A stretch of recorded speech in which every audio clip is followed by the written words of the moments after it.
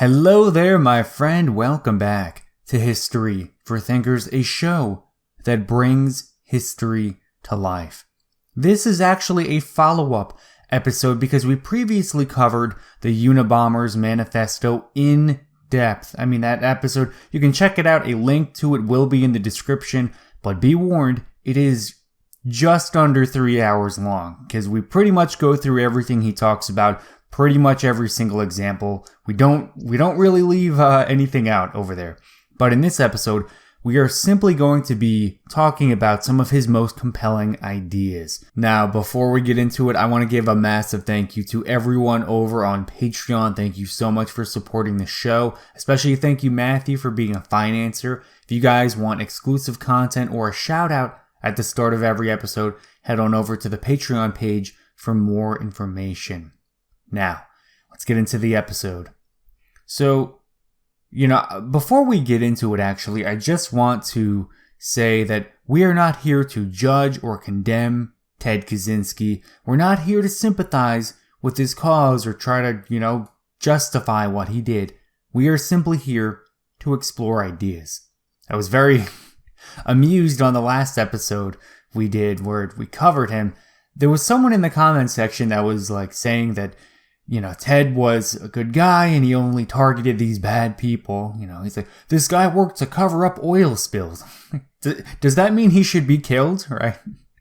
At what point do you draw a line and say, okay, it is not our place to kill people because we think that they're bad, right? The guy in the minivan cut me off the other day. Should I follow him home and kill him? No, it's not how this works, right? Not how it works.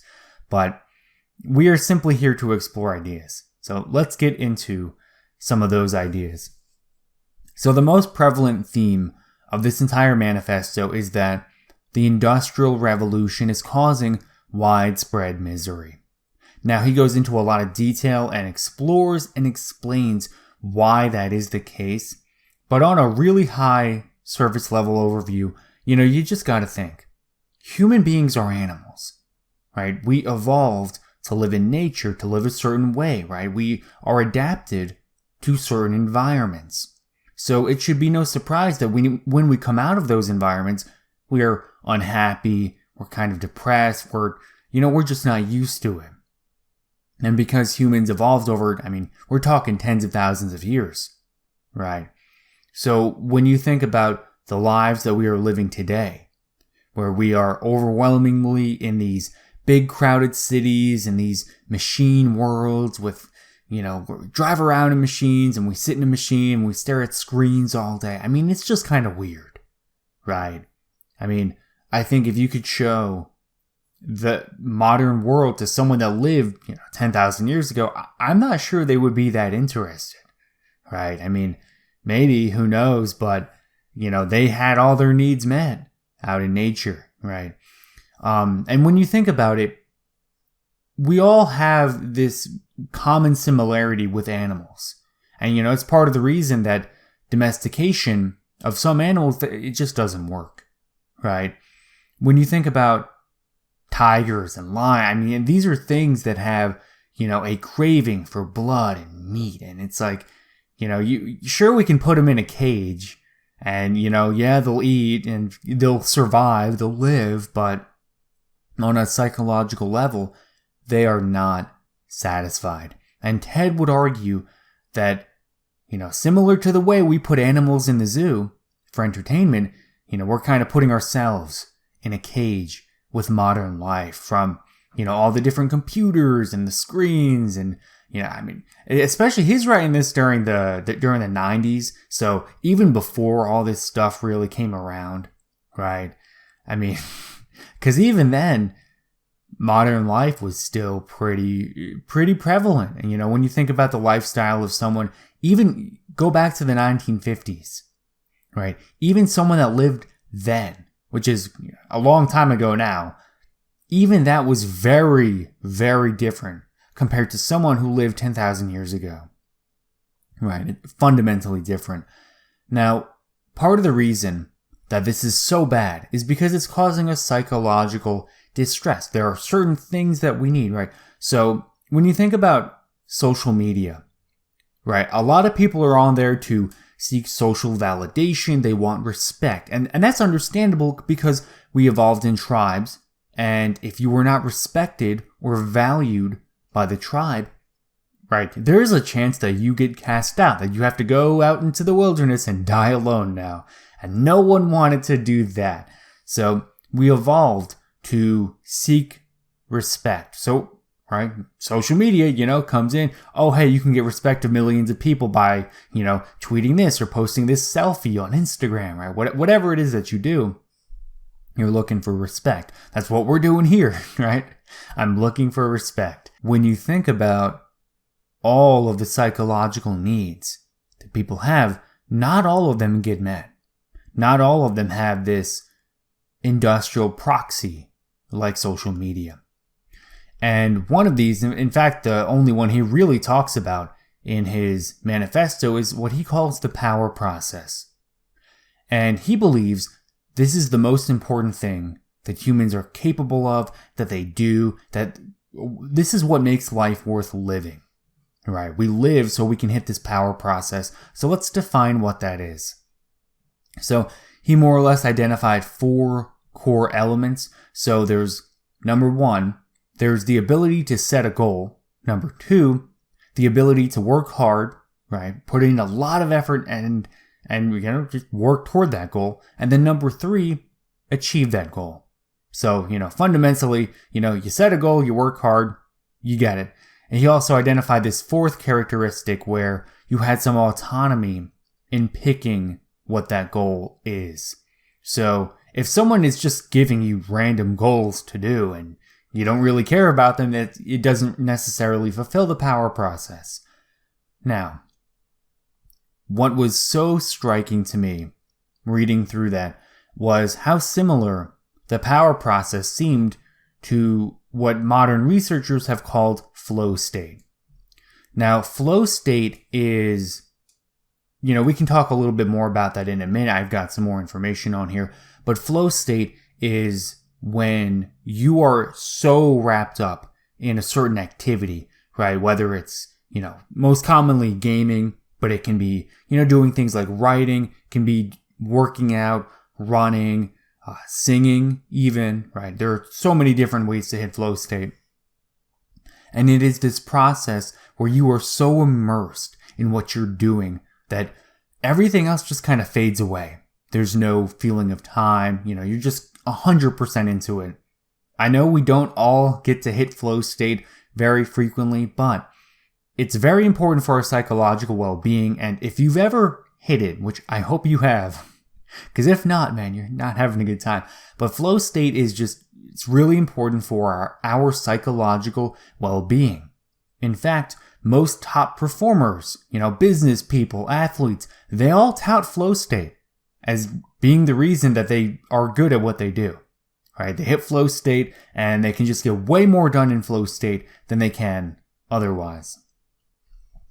Now, part of the problem that Ted talks about in his manifesto is that this power process or flow state, which is what he was more or less describing, is not readily available for most people in most jobs. So again, he's living in the 90s. This is really when office work is taking off, academia, right? He was a professor at, I think it was Harvard for a short time.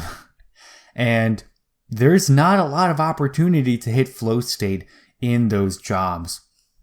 So if we take a look at a chart here, so Mihai Csikszentmihalyi, I believe he's a Hungarian guy, brilliant dude, love that guy.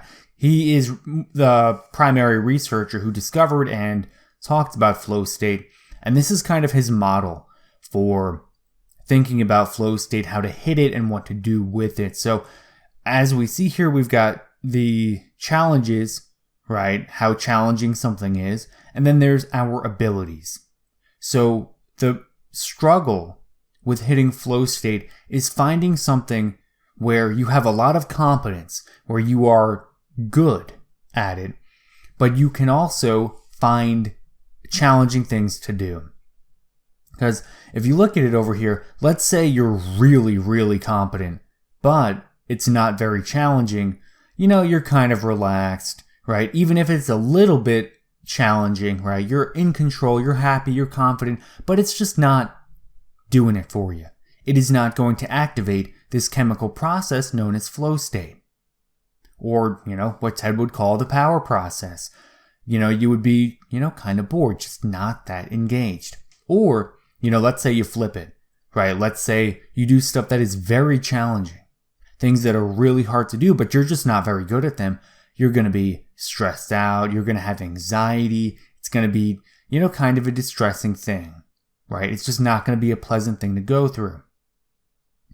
And if I were to kind of elaborate on the Unabomber's power process argument, if you mapped every single job that is available to, most people, even at high levels, right? So, lawyers and doctors and, then you got, retail jobs, service jobs, right? Fast food. If you just put all of them somewhere on this chart, almost none of them would be in this flow state. None of them.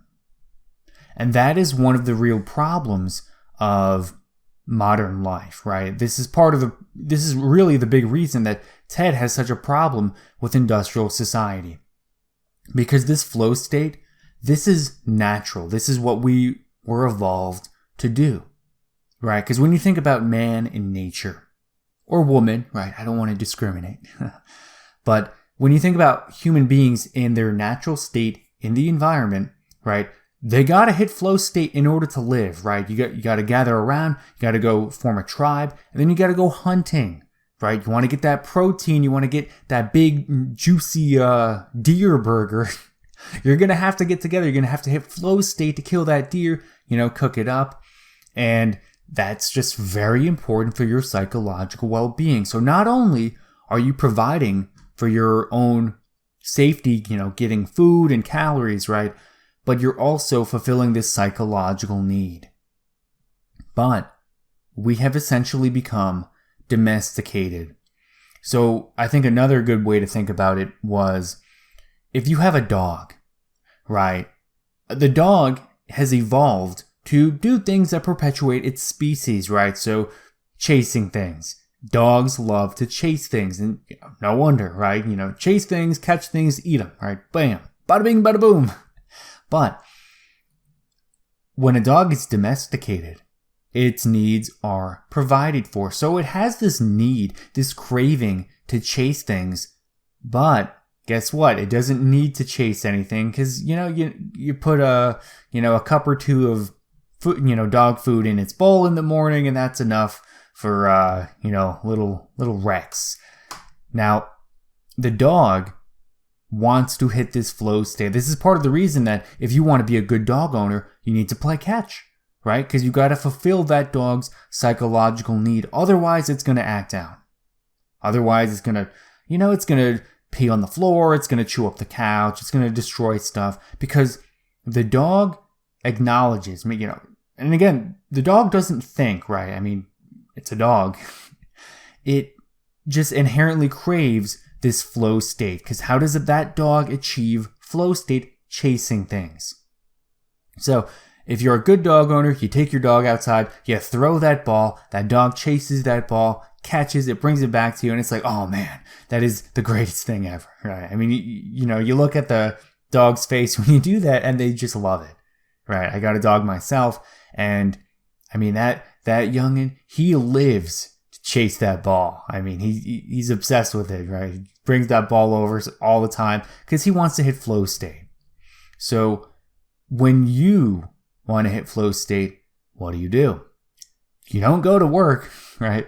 But unfortunately, this kind of gets us into our next big problem with the industrial system. The system does not suit our needs, right? So, you want to hit the psychological flow state, right? The equivalent of that dog chasing the ball.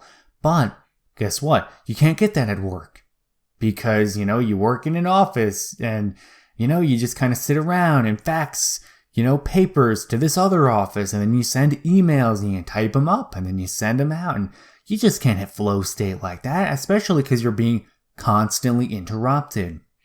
So the system, it just doesn't really have a place for us to fulfill our psychological needs. So it kind of explains why something like video games have become so prevalent, because they're one of the most easy and accessible ways of hitting flow state. The other big problem that the Unabomber had with the industrial system is that, right, it's not just that the system doesn't suit our needs, but that when we have problems, right, if you are the equivalent of that dog not hitting flow state, so you chew up the couch, the system is going to come in and punish you because you're the problem. It's not the system, right?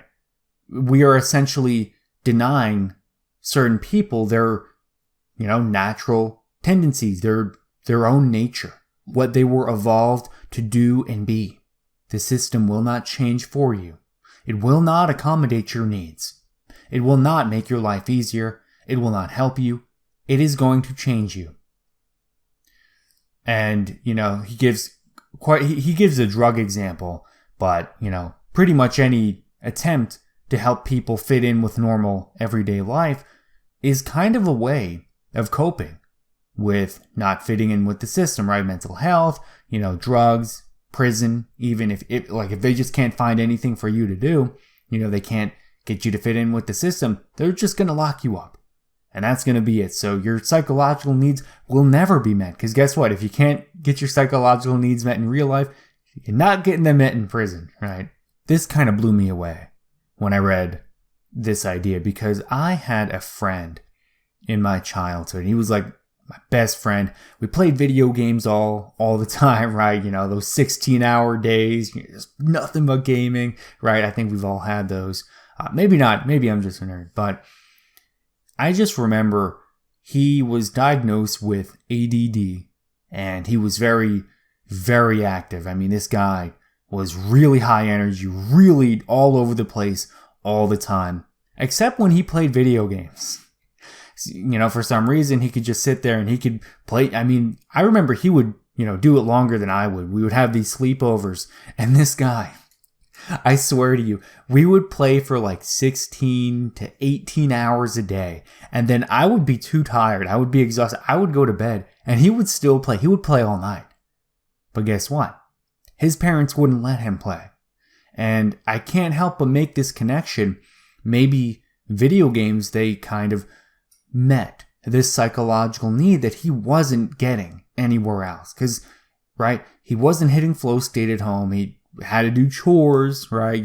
Typical American, high schooler, middle schooler life. You're sitting around, you're doing chores, you got to go to school all day. You're not hitting flow state there, right? So it was just really difficult for him to adjust. And what ended up happening was they put him on all these pills to, to calm him down, and I remember a few times he wouldn't take them, right? He would be like, man, I hate these damn pills. And he would just not take them. And then he would go apeshit, right? He would go crazy. I mean, I remember one time he didn't take his pills, and the dude started rolling tires down this mountain, because we lived on, this larger mountain. It was very hilly, and the entire road just went down, and he would roll tires down at this one time. It was insane, man. It was pretty wild. And right, when you connect it with this, right, I just cannot help but see how this kid, this friend of mine, was not having his psychological needs met in the current system. So what do? They throw him on some pills, and, well, when he started acting up, they punished him even more.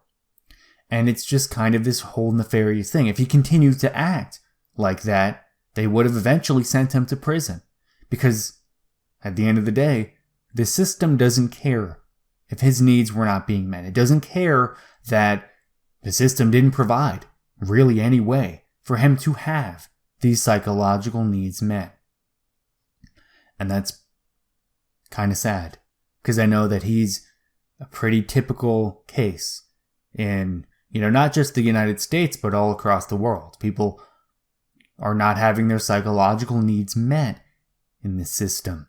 And he really had me up until this point, because I don't actually agree with him that the system will never suit our needs. Because if you look at the evolution of, our modern society. We are much better at providing for the psychological needs and well-being of people today than we were 50 years ago. Maybe it's not a big improvement, but we've gotten there. And at the very least, right, if you're at least, something of a free market person, you probably acknowledge that there will inevitably be businesses and different organizations trying to make money by, oh, hey, you can get your psychological needs met doing this, right? And again, just think about video games, right? Easy, streamlined flow state for $60. You get this nice fancy game. It's got all these good graphics. And guess what? You can fulfill your psychological need to compete because there's not really a whole lot of other places that you can do that. So I kind of take this contrarian approach. I think he had some very valid and interesting criticisms of the system, right? But the idea that the system will never suit our needs, I just don't agree with that. And I just don't think that's the reality of the situation. But that is going to be it for the episode. I really hope you guys enjoyed. Make sure to let me know what your thoughts are on the Unabomber, industrial society, any of my criticisms or, ideas, right? Fulfill that psychological need to express yourself in that comment section, right? But anyway, guys, thank you so much. This has been Michael from History for Thinkers, and I'll see you in the next one. Peace out.